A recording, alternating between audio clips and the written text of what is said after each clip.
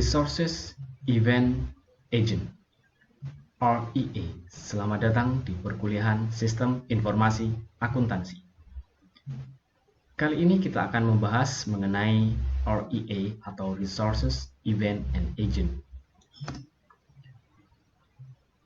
Akuntan atau kita itu sebenarnya punya peran apa dalam data modeling?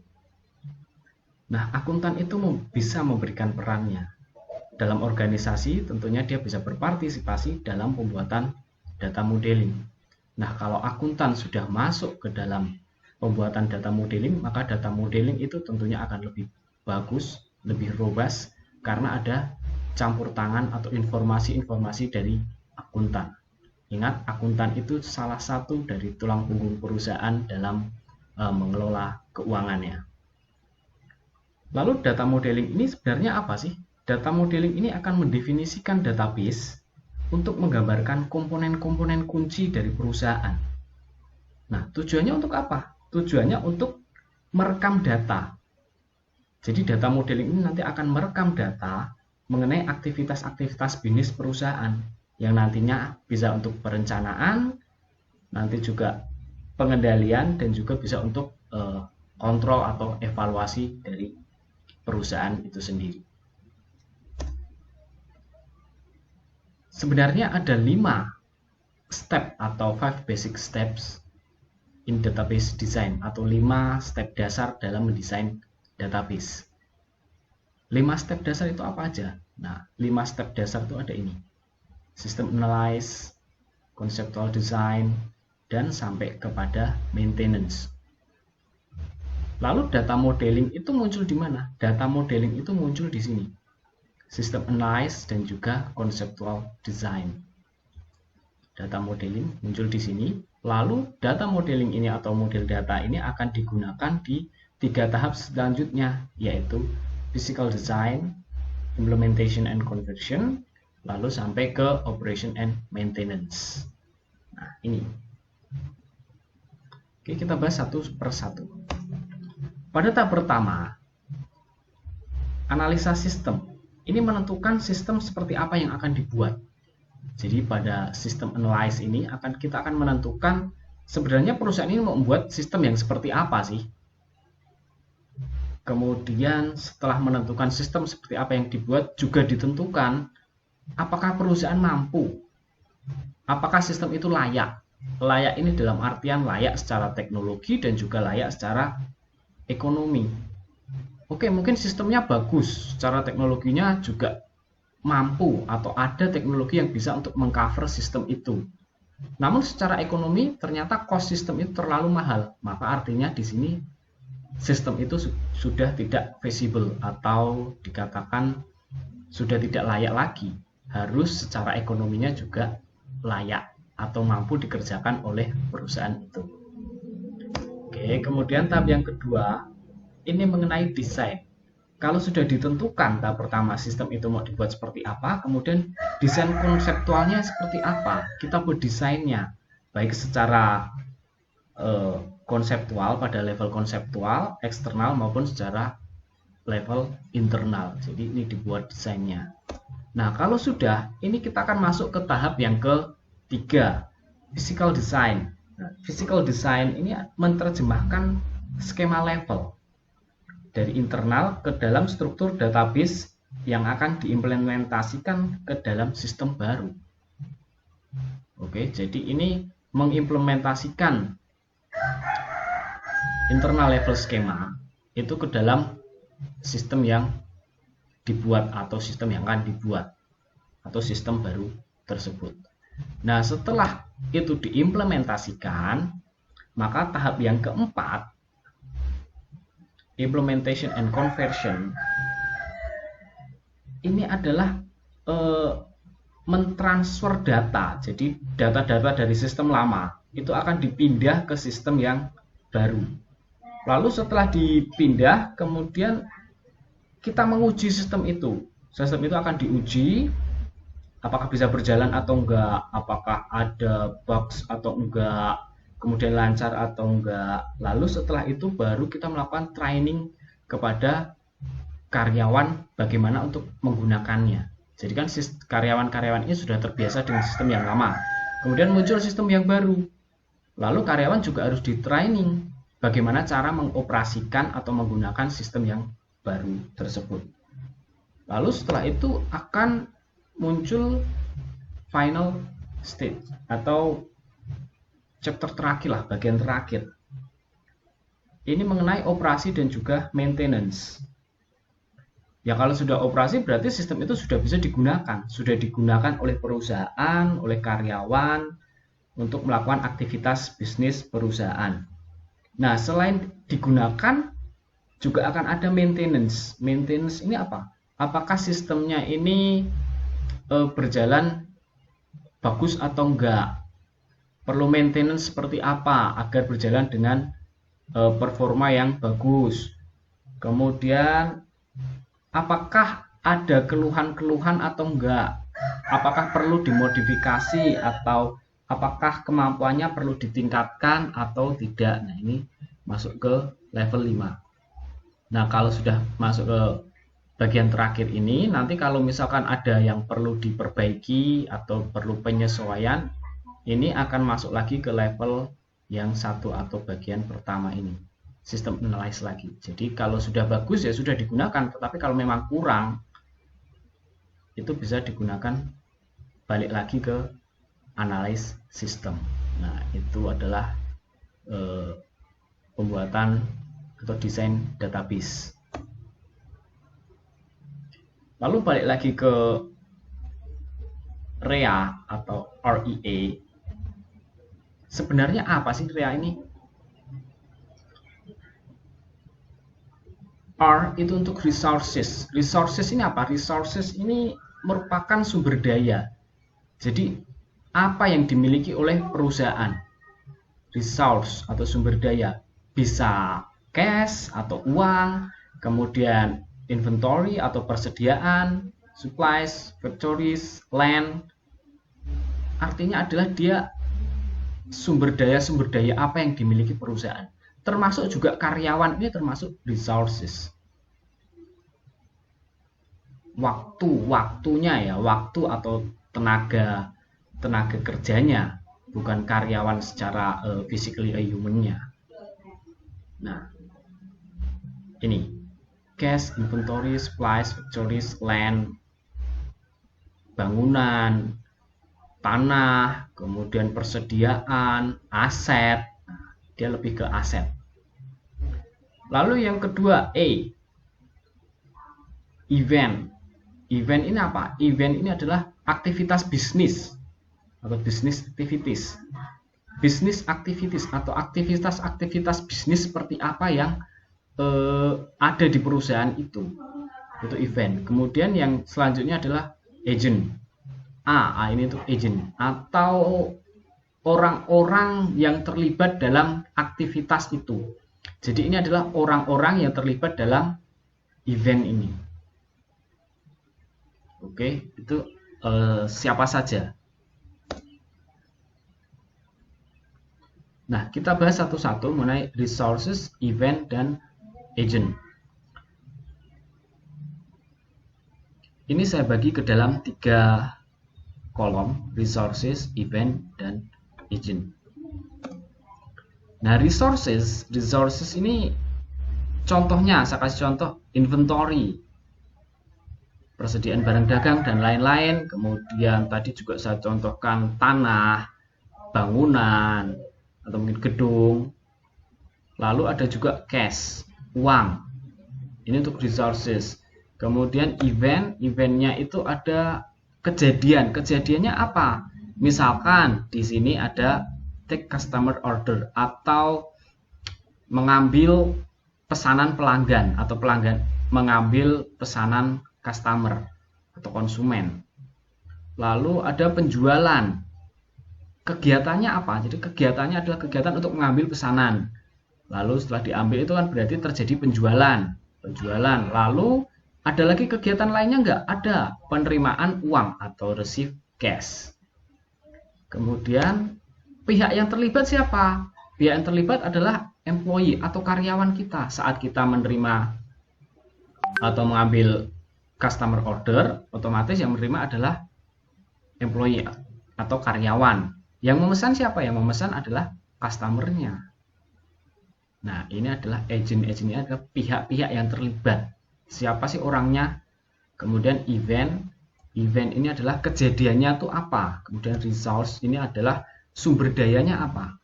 Sumber daya yang bertambah apa? Sumber daya yang berkurang apa? Nah, ini ada 3 ini. Oke. Lalu selanjutnya adalah structuring relationship, the basic REA template.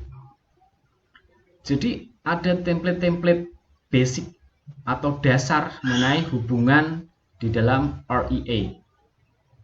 Digambarkan di sini ada 3. Yang pertama adalah each event is linked to at least one resource that it affect. Jadi setiap event atau setiap kejadian itu akan terhubung pada paling enggak satu sumber daya atau satu resource. Oke, kemudian yang kedua, setiap event atau satu kejadian, masing-masing kejadian atau tiap-tiap kejadian itu akan terhubung paling enggak kepada satu kejadian lain. Jadi satu kejadian akan terhubung pada satu kejadian lain. Kemudian yang ketiga, satu event atau each event, tiap-tiap event atau kejadian itu akan terhubung pada paling enggak 2 agen. Jadi yang ketiga ini, satu kejadian paling enggak akan terhubung pada 2 agen. Oke, untuk lebih jelasnya sudah saya gambar diagramnya. Ini adalah diagram revenue cycle atau diagram penghasilan ya dari perusahaan. Oke, misalkan ini. Yang pertama itu adalah kalau each event is linked to at least one resource that it affects. Jadi satu event itu akan terhubung, event itu ini, the customer order, itu kan event atau kejadian. Kejadiannya adalah mengambil pesanan pelanggan. Dia akan terhubung pada paling enggak satu sumber, satu resource atau satu sumber daya. Sumber dayanya apa? Inventory. Dia akan terhubung nih. Ada garisnya ke sini, dia akan terhubung. Paling enggak satu. Ini sales, katakanlah sales. Kejadiannya adalah sales. Dia akan terhubung pada paling enggak satu sumber daya. Sales akan terhubung pada inventory. Ini. Kemudian contoh yang kedua. Each event is linked to at least one other event. Jadi satu event atau satu kejadian itu akan terhubung paling enggak pada satu kejadian yang lain. Misalkan the customer order. The customer order ini akan terhubung, ini kan kejadian atau event. Event ini akan terhubung pada kejadian yang lain. Event ini akan terhubung pada sale. Sale akan terhubung pada receive cash. Artinya ini satu event ini akan terhubung pada event yang lain. Paling enggak terhubung pada satu event yang lain. Sale ini kok terhubung pada dua? Terhubung pada take customer order dan juga receive cash. Boleh, karena di sini dikatakan at least, paling enggak tuh terhubung pada satu. Kalau terhubung pada 2 kejadian ya boleh-boleh aja, nggak apa-apa. Lalu selanjutnya, each event is linked to at least 2 participating agent. Jadi satu event atau satu kejadian ini paling tidak itu akan terhubung pada 2 agen atau 2 pihak. Nah, the customer order ini akan terhubung pada employee dan juga customer. Siapa yang memesan? Kejadiannya apa? Kejadiannya adalah mengambil pesanan pelanggan. Mengambil pesanan. Yang mengambil siapa? Employee atau karyawan. Yang memesan siapa? Yang memesan adalah customer ini. Oke. Nah, ini adalah diagram yang tadi dijelaskan per bagian untuk menggambarkan hubungan-hubungannya. Lalu kalau kita mau membuat diagram REA atau REA, apa saja sih yang dibutuhkan? Oke, jadi ada 3 step. step yang pertama itu identify relevant event. Kemudian yang kedua, identify resources and agent. Kemudian yang ketiga, determine cardinalities of relationship. Jadi ada tiga step atau tiga tahap dalam membuat diagram REA. Oke, kita bahas satu-satu. Yang pertama adalah identify relevant event. Jadi ini kita mengidentifikasi. Mengidentifikasi apa? Kejadian apa sih? Kejadian apa yang muncul? Nah, kejadian itu paling enggak harus ada dua sebagai dasar take and give, atau di sini dikatakan give to get economic exchange perform. Jadi kejadian memberi dan menerima. Memberi dan menerima apa sih? Nah, itu paling enggak, jadi setiap event itu paling enggak ada dua kejadian. Ada dua event. Jadi kita mengidentifikasi. Kalau cuma satu event itu nggak mungkin. Oke, jadi paling nggak dia ada dua event yang kita identifikasi. Nah, contohnya adalah di sini. Yang pertama adalah revenue cycle atau siklus pendapatan atau siklus penghasilan. Nah, dalam siklus penghasilan ini paling nggak ada dua event. Apa eventnya? Eventnya adalah yang pertama kita akan menyerahkan inventory atau menyerahkan persediaan barang kita, persediaan barang dagang kita serahkan untuk mendapatkan uang. Ini adalah kegiatan penjualan. Kalau kita menjual kan kita menyerahkan persediaan barang dagang. Kita menyerahkan barang dagang, kemudian kita mendapatkan uang. Nah, lalu apakah ada contoh lain? Ada. Yang kedua adalah expenditure cycle atau siklus pengeluaran. Nah, saat barang dagangan tadi sudah berkurang, maka perusahaan akan mencari lagi ke suppliernya. Oke lah, kita barang dagangan kita berkurang, kita harus istilahnya dalam tanda kutip mencari lagi, restock. Kita akan memberikan cash atau memberikan uang ke supplier. Dan nanti kita akan menerima inventory dari supplier itu. Nah, ini step yang pertama. Jadi menentukan event-event apa yang terkait. Lalu step yang kedua, ini adalah identify resources and agent. Jadi kita akan mengidentifikasi sumber daya apa dan juga agennya ini siapa. Ini akan muncul tiga pertanyaan.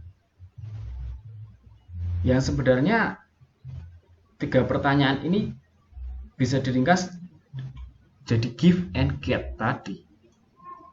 Yang pertama itu resource atau sumber daya apa sih yang berkurang? Sumber daya apa yang berkurang? Kemudian agentnya siapa? Siapa yang bertanggung jawab atas sumber daya yang berkurang ini? Kemudian yang kedua adalah sumber daya apa yang bisa kita terima atau sumber daya apa yang bertambah. Lalu yang ketiga adalah sumber daya apa yang dipengaruhi dari komitmen event itu. Nah, ini selain kita ngomong sumber dayanya berkurang dan bertambah, kita juga pasti akan ngomong mengenai agent atau agennya siapa. Seperti tadi dikatakan, kalau misalkan penjualan, maka akan ada dua pihak, si pembeli dan si penjual. Nah, si pembelinya ini pasti customer, si penjual ini bisa jadi si karyawan itu. Kalau di perusahaan si karyawan itu. Nah, ini adalah agentnya. Jadi kita tentukan itu dulu. Kemudian step yang ketiga atau step yang terakhir itu adalah kita menentukan hubungan kardinalitasnya. Jadi kardinalitas ini menggambarkan hubungan antara dua entitas atau dua pihak, yang diindikasikan apakah satu pihak itu akan berhubungan ke satu pihak lain atau satu pihak itu akan berhubungan ke dua atau tiga pihak lainnya.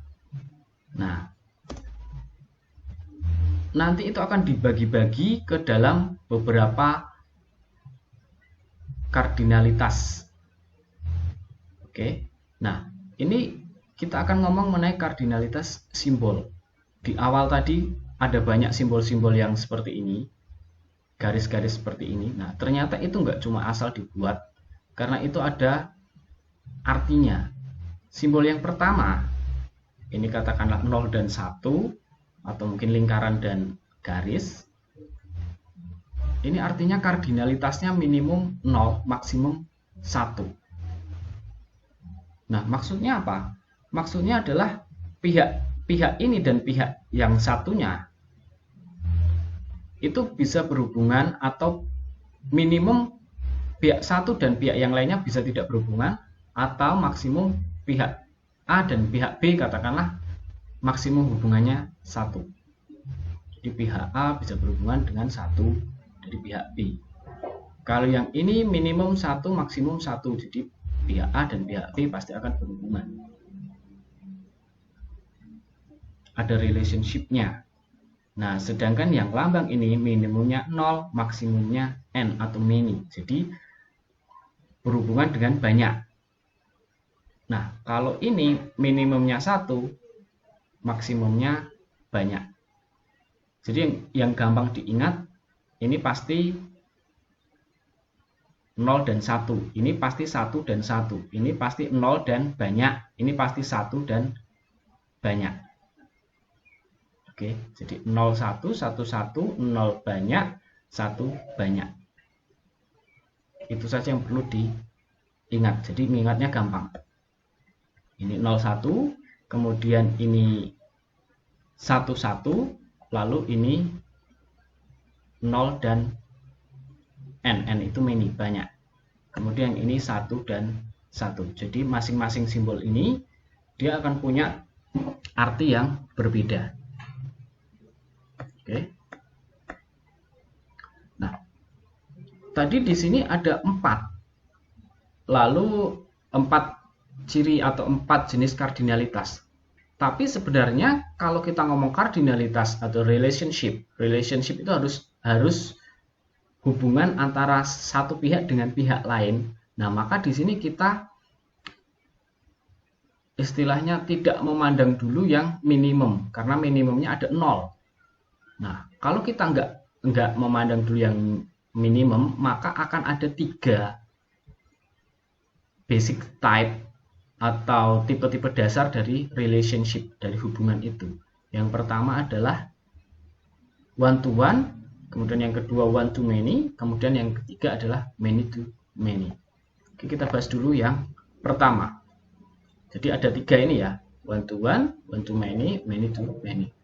Nanti lambangnya akan seperti ini. Nah, ini adalah hubungan. Kita bahas yang pertama. Yang pertama adalah one-to-one relationship. Nah, one-to-one relationship ini artinya adalah satu pihak atau satu sale itu adalah penjualan, akan berhubungan terhadap satu pihak dari receive cash atau penerimaan kas. Contohnya apa? Ya, ini contohnya misalkan satu penjualan barang untuk satu pembayaran. Misalkan di toko-toko retail, atau kita misalkan pergi ke mall, kita beli baju. Kita beli baju satu, maka kita akan membayarnya juga saat itu juga secara cash.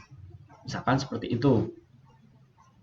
Ini artinya satu kali penjualan, transaksi penjualan akan berhubungan dengan satu kali transaksi pembayaran. One to one, oke, satu ke satu. Kemudian yang kedua adalah one to many. One to many. Kenapa ini yang nyala 2? Karena sebenarnya panel yang C ini sebenarnya one to many, tetapi dibalik, di reverse.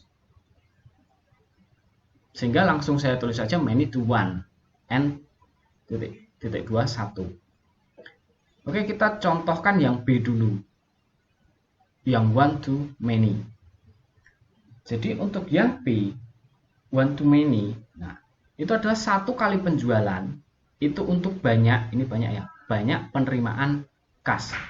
Kejadian penjualannya cuma sekali, tetapi pembayarannya dia bisa beberapa kali. Contohnya apa? Contohnya adalah misalkan ya, kita membeli atau perusahaan membeli bahan baku ke supplier. Nah, belinya satu kali, misalkan belinya 10 kontainer. Tetapi kita atau perusahaan itu bayarnya nanti akan dicicil. Karena nominalnya terlalu tinggi, oke lah boleh dicicil. Baik, tapi harus 1 bulan lunas ya. Ntar dicicilnya per berapa hari nyicil, per berapa hari nyicil. Oke, boleh. Jadi artinya satu kali transaksi penjualan ini untuk beberapa kali penerimaan kas. Misalkan nominalnya 1M, kemudian dicicil misalkan 100 juta, 100 juta, 100 juta. Nah, ini kan receive cash-nya kan beberapa kali untuk satu kali penjualan. Oke, itu.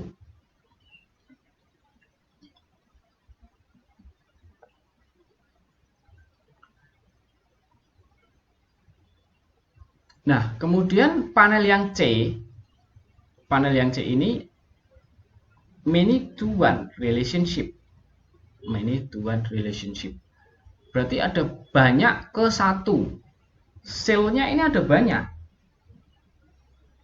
Jadi kegiatan penjualannya ada banyak, tapi receive cash, penerimaan cashnya cuma sekali. Itu perusahaan yang gimana? Atau contohnya yang seperti apa? Misalkan ya, ini perusahaan jual lah ke customer atau ke rekan bisnisnya misalkan. Jadi si rekan bisnis ini boleh istilahnya apa ya, ngebon dulu lah, katakanlah seperti itu. Oke, saya ngebon, nanti saya langsung bayar cash di belakang. Oke, kayak gitu. Jadi misalkan pada tanggal 2 ini ngambil barang, oke, kan terjadi penjualan, ngambil barang senilai 100 juta. Kemudian pada minggu kedua ngambil lagi senilai 200 juta. Pada minggu ketiga ngambil lagi 200 juta. Kemudian totalnya ini kan sudah 500 juta. Nah, setelah ditotal ini pada minggu keempat dia baru bayar nih senilai 500 juta ini tadi. Nah, contohnya seperti itu. Jadi boleh ngebon dulu, tapi nanti kalau bayar langsung semuanya dibayar kontan atau dibayar lunas. Nih, kemudian yang ketiga adalah many to many. Nah, many to many ini banyak ke banyak. Jadi ini ada perusahaan-perusahaan yang memang dia mengizinkan installment payment. Installment payment itu sistem cicilan tadi. Oke lah, bebas kamu mau nyicil dulu boleh. Atau misalkan diakumulasikan dulu seperti poin yang panel C ini. Panel C ini ya, bisa diakumulasikan dulu. Nanti kamu ngambil dulu, nanti baru dibayarnya juga sistem cicil, itu juga boleh. Nah, ini contohnya seperti itu. Oke. Nah, sekian dulu kuliah sistem informasi kali ini. Untuk bahannya saya mengambil dari bukunya Rumney, oke, Accounting Information System yang edisi ke-15 tahun 2021. Nanti kalian bisa cari sendiri bukunya. Dan sekian dari saya, terima kasih.